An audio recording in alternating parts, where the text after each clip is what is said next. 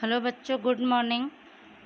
ज्ञान गंगा विद्यालय द्वारा आयोजित ऑनलाइन शिक्षण पद्धति के अंतर्गत मैं सिंह अंजना आपका सेमेस्टर 2 द्वितीय सत्र में स्वागत करती हूँ। मैं सामाजिक विज्ञान का पहला पाठ आपको पढ़ाने वाली हूँ। पहले पाठ का नाम है मध्ययुगीन गुजरात। मध्य युग का गुजरात कैसा था उसके बारे में हम लोग पढ़ेंगे और जानेंगे। आइए हम लोग पढ़ते हैं। पाटड़ का पटोला, उसके बारे में। एक कलाकार आज गांव में रावण हत्या द्वारा गीत गाते हुए गांव में घूम रहा था। बच्चों की टोली भी उसके साथ घूम रही थी। यह कलाकार बार बार एक गीत गाता था। उस गीत के बोल थे, छेला जी रे पाटड़ थी पटोला मोंघा लाओ जी। यानी कि छेला जी यानी पुरुषों को कहा जाता है कि आप पाटड़ की पटोला साड़ी यानी होती है जो महंगी है उसको लाना पाटड़ से। तो इसमें बता रहा कि एक कलाकार है जो आज गांव में घूम घूम कर रावण की जो हत्या की गई थी उस गीत को गा रहा था और बच्चों की टोली भी उसके साथ घूम रही थी। यह कलाकार बार बार एक ही गीत गा रहा था। उस गीत के बोल थे, छेला जी रे पाटड़ थी पटोला मोंघा लाओ जो। आगे है, नन्हा प्रतीक घर गया। तब उसने दादाजी से पाटड़ के पटोले के बारे में पूछा। प्रतीक के दादाजी के पास ऐतिहासिक कहानियों का खजाना था। उन्होंने पटोले के विधिवत यानी अच्छी तरह जानकारी देते हुए ऐतिहासिक नगर अड़हिलवाड़ पाटड़ के बारे में बताया। कह रहे हैं कि उस कलाकार की गाना सुनकर नन्हा प्रतीक घर गया जब, तो उसने अपने दादाजी से पाटड़ के पटोले के बारे में पूछा। तब प्रतीक के जो दादाजी थे उनके पास ऐतिहासिक यानी पुराने समय की घटी घटनाओं के बारे में बहुत ही जानकारी थी। उन्होंने पटोले की अच्छी तरह से जानकारी देते हुए ऐतिहासिक नगर अड़हिलवाड़ पाटड़ के बारे में बताया। आगे पढ़ते हैं। मध्यकाल में ईस्वी सन 746 से 1304 यानी कि लगभग 560 वर्ष तक गुजरात में चावड़ा वंश, सोलंकी वंश और वाघेला वंश के शासकों ने शासन किया। उनके शासन काल के दरमियान राज्य की राजधानी अड़हिलपुर पाटड़ थी, जो अड़हिलवाड़ पाटड़ के रूप में भी जाना जाता था। वर्तमान में पाटड़ के पश्चिम में स्थित अनावाड़ गांव ही अड़हिलवाड़ का अपभ्रंश नाम है। अपभ्रंश यानी परिवर्तित नाम है। इसमें कह रहे हैं कि मध्यकाल में ईस्वी सन 746 से 1304 यानी कि लगभग 560 साल तक गुजरात में चावड़ा वंश, सोलंकी वंश और वाघेला वंश के शासकों ने शासन किया यानी राज किया। उनके शासन के समय राज्य की राजधानी अड़हिलपुर पाटड़ थी, जो अड़हिलवाड़ पाटड़ के रूप में भी जानी जाती थी। वर्तमान में पाटड़ के पश्चिम में स्थित अनावाड़ गांव ही अड़हिलवाड़ का परिवर्तित अपभ्रंश नाम है। आगे पढ़ते हैं। ग्रंथ से प्राप्त जानकारी के अनुसार पंचासर में चावड़ाओं का राज्य था। उसके शासक जय शिखरी युद्ध में वीर गति को प्राप्त हुए। उनके बाद उनका पुत्र वनराज चावड़ा ने पिता का राज्य पुनः प्राप्त किया। छत विक्षत यानी बिखरा हुआ राज्य की जगह वनराज चावड़ा ने सरस्वती नदी के किनारे एक नया शहर बसाया, जिसे अड़हिलवाड़ पाटड़ के रूप में जाना गया। ऐसा कहा जाता है कि अपने पिता का राज्य पुनः यानी फिर से प्राप्त करने में मदद करने वाले मित्र अड़हिल के नाम से शहर का नाम अड़हिलवाड़ पाटड़ रखा था। चावड़ा वंश के शासकों ने लगभग 196 वर्ष तक गुजरात पर शासन किया। उसके बाद सोलंकी वंश के शासक गुजरात की राज्य सत्ता पर आए। इसमें बता रहे हैं कि ग्रंथ से मिली जानकारी के अनुसार पंचासर में चावड़ाओं का राज्य था। उसके राजा जय शिखरी युद्ध करते करते युद्ध के क्षेत्र में वीरगति को प्राप्त हो गए, उनकी मृत्यु हो गई। उनके बाद उनका पुत्र वनराज चावड़ा पिता की राज्य पुनः प्राप्त किया। छत विच्छत यानी बिखरा हुआ राज्य की जगह वनराज चावड़ा ने सरस्वती नदी के किनारे एक नया शहर बसाया जिसे अड़हिलवाड़ पाटण के रूप में जाना गया। ऐसा कहा जाता है कि अपने पिता का राज्य फिर से प्राप्त करने में सहायता करने वाले मित्र अड़हिल के नाम से शहर का नाम अड़हिलवाड़ पाटण रखा था।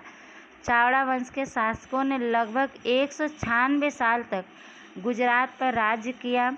उसके बाद सोलंकी वंश के शासक गुजरात की राज्य सत्ता पर आए। आगे पढ़ते हैं। सोलंकी वंश के शासनकाल में गुजरात में खूब ऐश्वर्य यानी संपत्ति था, वैभव था, धन था।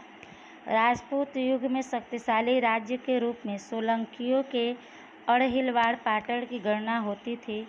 इस वंश के शासकों में मूलराज सोलंकी, भीमदेव, सिद्धराज जयसिंह, कुमारपाल जैसे महान राजा थे। सिद्धराज जयसिंह के समय में कली काल सर्वज्ञ हेमचंद्राय हुए। उनके समय में अड़हिलवाड़ पाटण विद्याधाम बना था। सिद्धराज जयसिंह के आमंत्रण यानी बुलावे पर हेमचंद्राय जी ने सिद्धहेम शब्दानुशासन नामक व्याकरण ग्रंथ की रचना की थी। इस ग्रंथ की शोभा यात्रा हाथी की सवारी पर निकाली गई थी, जिसमें राजा और ग्रंथ के रचयिता प्रजाजनों के साथ साथ चलते थे। यह पहला प्रसंग यानी घटना था, मौका था जब किसी साहित्यिक ग्रंथ का इतना सम्मान हुआ। कुमारपाल के शासन के समय गुजरात समृद्ध यानी संपन्न राज्य था। इस समय अड़हिलवाड़ पाटण में अहिंसा, लक्ष्मी और सरस्वती का त्रिवेणी संगम देखने को मिला था। सोलंकी वंश के शासक महान राज्यकर्ता थे। इस वंश के एक नहीं बल्कि 6 शासक राज सिंहासन त्याग कर मुकुटधारी से कंठाधारी बने थे। कंठाधारी का मतलब होता है कंठा धारण करने वाले योगी या तपस्वी। बता रहे हैं कि सोलंकी वंश के शासनकाल में गुजरात में खूब ऐश्वर्य था, धन था। राजपूत युग में शक्तिशाली राज्य के रूप में सोलंकियों के अड़हिलवाड़ पाटण की गणना यानी गिनती होती थी। इस वंश के शासकों में मूलराज सोलंकी, भीमदेव, सिद्धराज जयसिंह, कुमारपाल जैसे महान राजा थे। सिद्धराज जयसिंह के समय में कली काल सर्वज्ञ हेमचंद्राय हुए।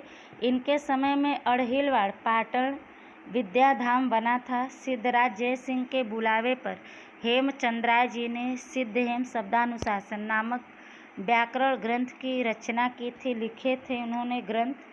इस ग्रंथ की शोभा यात्रा हाथी की सवारी पर निकाली गई थी।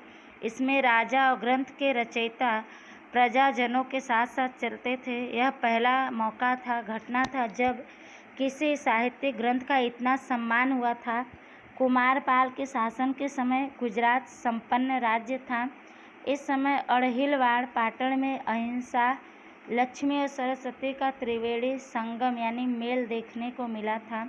सोलंकी वंश के शासक महान राज्यकर्ता थे। इस वंश के एक नहीं, दो नहीं बल्कि 6 शासक राज सिंहासन त्याग कर मुकुटधारी से कंठाधारी यानी कंठ धारण करने वाले यानी योगी तपस्वी बने थे। आगे हम लोग पढ़ेंगे। अर्थात राजगद्दी छोड़कर सन्यासी हो गए थे। इसकी जानकारी पुस्तकालय से प्राप्त कीजिए। अड़हिलवाड़ पाटण के राजा और विद्वान महान थे। उसी प्रकार वहाँ की रानियाँ भी महान थीं। रानी उदयमती ने प्रजा के कल्याण के लिए सीढ़ीदार कुएं का निर्माण किया था। यह कुआं रानी की बावड़ी के रूप में प्रसिद्ध है। 7 मंजिलों में निर्मित यह कुआं कला और स्थापत्य का अद्वितीय उदाहरण यानी मिसाल है। कुएं में बनी पत्थर की कलात्मक मूर्तियां सोलंकी युग के वैभव यानी ऐश्वर्य, धन का परिचय कराती है। राजमाता मीनल देवी भी सदैव प्रजा के कल्याण के लिए तत्पर रहती थी।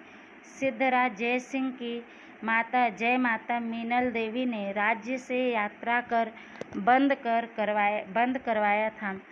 उनके कहने से धोलका में मलाव तालाब एवं बिरम गांव के मुनसर तालाब का निर्माण किया गया था। सिद्धराज जयसिंह के शासनकाल के दरमियान पाटण में सहस्त्रलिंग तालाब का निर्माण किया गया था। इसमें बता दें, कंठाधारी का मतलब होता है राजगद्दी छोड़कर सन्यासी हो गए थे सभी 6 के 6 मुकुटधारी राजा। इसकी जानकारी पुस्तकालय से किताब लेकर प्राप्त कर सकते हैं। करें कि अड़हिलवाड़ पाटण के राजा और विद्वान महान थे, उसी प्रकार वहाँ की रानियाँ भी महान थी। रानी उदयमती ने प्रजा के भलाई के लिए सीढ़ीदार कुएं का निर्माण करवाया था। यहाँ कुआं रानी की बावड़ी के रूप में प्रसिद्ध तथा प्रख्यात था। 7 मंजिलों में निर्मित यह कुआं कला और स्थापत्य की अद्वितीय मिसाल थी। कुएं में बनी पत्थर की कलात्मक मूर्तियाँ सोलंकी युग के वैभव ऐश्वर्य का परिचय कराती थी, पहचान कराती थीं। राजमाता मीनल देवी भी हमेशा प्रजा की भलाई के लिए ही तैयार रहती थीं। सिद्धराज जयसिंह की माता राजमाता मीनल देवी ने राज्य में यात्रा कर बंद करवाया था। उनके कहने से, यात्रा कर का मतलब होता है कि यात्रा करने पे जो चुंगी देनी पड़ते थे वो बंद करवा दिया था इन्होंने। उनके कहने से धोलका में मलाव तालाब एवं विरम गांव में मुनसर तालाब का निर्माण किया गया था। सिद्धराज जयसिंह के शासनकाल के समय पाटण में सहस्त्रलिंग तालाब का निर्माण किया गया था। आगे पढ़ते हैं। एक वीरांगना रानी का इतिहास अड़हिल पाटण के साथ जुड़ा है। राजा अजयपाल की मृत्यु के बाद राज्य का कार्यभार उनकी रानी नायकी देवी संभालती थी। उस समय उनका पुत्र छोटा था। उनके समय में शहाबुद्दीन गोरी ने मरुस्थल पार कर गुजरात पर आक्रमण यानी हमला कर दिया। उस वीरांगना नायकी देवी ने गुजरात की सेना का नेतृत्व यानी संचालन किया और शहाबुद्दीन गोरी की सेना को युद्ध में परास्त यानी हरा दिया था। बता रहे हैं कि एक वीरांगना रानी का इतिहास अड़हिल पाटण के साथ जुड़ा हुआ है। राजा अजयपाल की जब मृत्यु हो गई तो उसके बाद उस राज्य का कार्यभार उनकी रानी नायकी देवी संभालती थीं। उस समय उनका पुत्र छोटा था। उनके समय में शहाबुद्दीन गोरी ने मरुस्थल पार कर गुजरात पर हमला कर दिया था। उस वीरांगना नायकी देवी ने गुजरात की सेना का संचालन किया, नेतृत्व किया और शहाबुद्दीन गोरी की सेना को युद्ध में परास्त कर दिया था, हरा दिया था। आगे पढ़ते हैं। सोलंकी वंश के बाद वाघेला वंश के शासकों ने गुजरात का शासन संभाला। वाघेला वंश के अंतिम शासक करणदेव वाघेला का अलाउद्दीन खिलजी की सेना से पराजय होने पर अड़हिलवाड़ पाटण से राजपूत शासन खत्म हुआ। उसके पश्चात कुछ समय तक अड़हिलवाड़ पाटण गुजरात की नाम मात्र की राजधानी थी। अहमद शाह ने सल्तनत काल में ईस्वी सन 1411 के आसपास अहमदाबाद शहर बसाया। तब से पाटण गुजरात की राजधानी न रहकर सूबागिरी प्रांत का केंद्र बना। कह रहे हैं कि सोलंकी वंश के बाद वाघेला वंश के शासकों ने गुजरात का शासन संभाला। वाघेला वंश के अंतिम शासक करणदेव वाघेला का अलाउद्दीन खिलजी की सेना से पराजय यानी हार होने पर अड़हिलवाड़ पाटण से राजपूत शासन का अंत हो गया। उसके बाद कुछ समय तक अड़हिलवाड़ पाटण गुजरात की नाम मात्र की राजधानी थी। अहमद शाह ने सल्तनत काल में ईस्वी सन 1411 के आसपास अहमदाबाद शहर बसाया। तब से पाटण गुजरात की राजधानी न रहकर सूबागिरी प्रांत यानी प्रदेश का केंद्र बना। आगे पढ़ते हैं। 15वीं और 16वीं शताब्दी के अंत तक गुजरात पर सुल्तानों का शासन था। इस शासन के दरमियान अहमद शाह, महमूद बेगड़ा, मुजफ्फर द्वितीय जैसे उल्लेखनीय सुल्तान हुए। 17वीं सदी के प्रारंभ में गुजरात में मुगल शासन की शुरुआत हुई।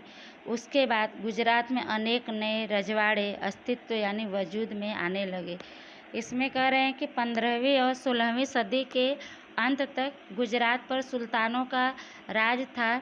इस शासन के समय अहमद शाह, महमूद बेगड़ा, मुजफ्फर द्वितीय जैसे अनेक सुल्तान आए। 17वीं सदी के शुरुआत में गुजरात में मुगल शासन की शुरुआत हुई। उसके बाद गुजरात में अनेक नए रजवाड़े वजूद में आने लगे। आगे पढ़ते हैं। राज्य व्यवस्था। सोलंकियों के राजतंत्र में राजा का सर्वोपरि यानी सबसे ऊंचा स्थान था। राजतंत्र के विविध यानी अलग अलग विभाग अलग अलग मंत्री संभालते थे। मुख्यमंत्री महामंत्री कहलाता था, जो श्रीकरण यानी वित्त मंत्री से संबंधित विषयों की देखरेख करते थे। इस समय संचालन विभाग का सबसे बड़ा भाग मंडल कहलाता था। राज्य की राजधानी का प्रदेश सरस्वती नदी पर स्थित होने से सरस्वती मंडल के रूप में जाना जाता था। मंडल का उप विभाग पथक कहा जाता था। ऐसे अनेक पथक थे जिनमें अनेक गांवों का समावेश होता था। इस समय कच्छ मंडल, सौराष्ट्र मंडल, खेटक मंडल, खेड़ा, लाट मंडल, मेदपाड़ मंडल जैसे मंडल थे। राज्य व्यवस्था के बारे में बता रहे हैं कि सोलंकियों के राजतंत्र में राजा का सबसे ऊंचा स्थान होता था। राजतंत्र के अलग अलग विभाग अलग अलग मंत्री संभालते थे। जो मुख्यमंत्री होते थे उन्हें महामंत्री कहा जाता था, जो श्रीकरण यानी वित्त मंत्री से संबंधित विषयों की देखरेख करते थे। इस समय संचालन विभाग का सबसे बड़ा भाग मंडल कहलाता था। राज्य की राजधानी का प्रदेश सरस्वती नदी पर स्थित होने से सरस्वती मंडल के रूप में जाना जाता था। मंडल का उप विभाग पथक कहा जाता था और ऐसे अनेक पथक थे जिनमें अनेक गांव आते थे। इस समय कच्छ मंडल, सौराष्ट्र मंडल, खेटक मंडल, खेड़ा, लाट मंडल, मेदपाड़ मंडल जैसे मंडल थे। आगे हम लोग पढ़ते हैं। स्थापत्य और संस्कृति। गुजरात में सोलंकी शासन के समय में सामान्य रूप से शैव धर्म के अनुयायी यानी शिष्य अधिक थे। सोलंकी काल में गुजरात में सोमनाथ की तरह जैसे पाटन शैव धर्म का प्रख्यात यानी प्रसिद्ध केंद्र था, वैसे द्वारका वैष्णव धर्म का प्रसिद्ध धाम माना जाता था। मध्य युग में राज्य में बौद्ध धर्म का प्रभाव यानी असर कम हुआ, जबकि जैन धर्म को बढ़ावा मिलता था। परिणाम स्वरूप उस समय के दरमियान अनेक महान और भव्य देरासर का निर्माण हुआ था। उस समय स्थापत्य, शिल्प और चित्रकला में लगभग अच्छी प्रगति हुई थी। इस समय के स्थापत्यों में राजस्थानी मंदिरों की शैली का प्रभाव यानी असर दिखाई देता है। 11वीं सदी में निर्मित मोढेरा का सूर्य मंदिर, आबू का बिमलो सही मंदिर, 12वीं सदी में निर्मित रुद्र महालय, सोमनाथ मंदिर का जीर्णोद्धार, 13वीं सदी में बने देलवाड़ा के देरासर आदि कलाकृतियों का भारत के स्थापत्य में महत्वपूर्ण स्थान है। कह रहे हैं कि गुजरात में सोलंकी शासन के समय में सामान्य रूप से शैव धर्म के अनुयायी यानी शिष्य अधिक थे। सोलंकी के समय में गुजरात में सोमनाथ की तरह जैसे पाटन शैव धर्म का प्रसिद्ध केंद्र था, वैसे द्वारिका वैष्णव धर्म का प्रसिद्ध धाम माना जाता था। मध्य युग में राज्य में बौद्ध धर्म का असर कम हुआ, जबकि जैन धर्म को बढ़ावा मिला, उसका विस्तार हुआ था। परिणाम स्वरूप उस समय के अनेक महान और भव्य यानी बहुत बड़े देरासर का निर्माण हुआ। उस समय स्थापत्य, शिल्प और चित्रकला में लगभग अच्छी विकास हुई थी। इस समय के स्थापत्य में राजस्थानी मंदिरों की शैली का असर दिखाई देता था। 11वीं सदी में निर्मित मोढेरा का सूर्य मंदिर, आबू का बिमलो शाही मंदिर, 12वीं सदी में बनाई गई रुद्र महालय, सोमनाथ मंदिर का जीर्णोद्धार, 13वीं सदी में बने देलवाड़ा के देरासर और कलाकृतियों का भारत के स्थापत्य में महत्वपूर्ण स्थान था। आगे पढ़ते हैं। गुजरात के मंदिर स्थापत्य के साथ अन्य स्थापत्यों में कुंड, किला, दरवाजा, बंधनवार का समावेश होता है। कीर्ति स्तंभ में वडनगर का कीर्ति स्तंभ प्रसिद्ध है। साहित्य सर्जन में इस समय हस्तलिखित यानी हाथों से लिखा हुआ प्रत अधिकांश ताड़पत्र पर लिखा जाता था। 2-3 फुट लंबे और 2-3 इंच चौड़े वाले ताड़पत्र पर चारों तरफ हाशिया खींचकर मर्यादित संख्या में लेखन या चित्र खींचा जाता था। कह रहे हैं कि गुजरात के मंदिर स्थापत्य के साथ अन्य स्थापत्यों में कुंड, किला, दरवाजा, बंधनवार का समावेश होता है। कीर्ति स्तंभ में, स्तंभ का मतलब होता है खंभा, कीर्ति स्तंभ में वडनगर का कीर्ति स्तंभ प्रसिद्ध है, प्रख्यात है। साहित्य सर्जन में इस समय हस्तलिखित यानी हाथों से लिखा हुआ अधिकतर ताड़पत्र पर लिखा जाता था। लेख, प्रत का मतलब होता है लेख। 2-3 फुट लंबे और 2-3 इंच चौड़े वाले ताड़पत्र पर चारों तरफ हाशिया यानी लाइन खींचकर मर्यादित यानी सीमित संख्या में लेखन या चित्र खींचा जाता था। आगे पढ़ते हैं। इसके सिवा यानी अलावा सोलंकी काल में जैन धर्म में काफ़ी साहित्य सर्जन हुआ। सर्जन का मतलब नवनिर्माण हुआ दिखाई देता है, जैसे कि द्वाश्रय ग्रंथ। कह रहे हैं कि जो ताड़पत्र पर लेख लिखा जाता था, चित्र खींचा जाता था, इसके अलावा भी सोलंकी के समय में जैन धर्म में काफ़ी साहित्य निर्माण किया गया, दिखाई भी दिया, जैसे कि द्वाश्रय ग्रंथ। आगे पढ़ते हैं।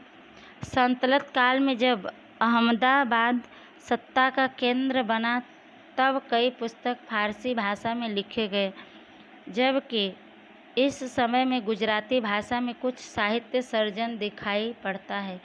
गुजरात में सल्तनत काल एवं मुगल काल में अनेक प्रसिद्ध मस्जिदों का निर्माण किया गया। इसी समय में निर्मित सरखेज का रोजा, अहमदाबाद की सीदी सैयद की जाली आदि प्रसिद्ध है।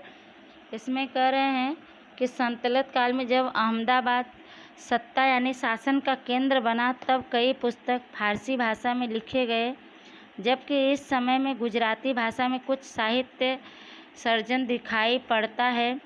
गुजरात में सल्तनत काल एवं मुगल काल में अनेक प्रसिद्ध मस्जिदों को बनवाया गया था, उनका निर्माण किया गया था।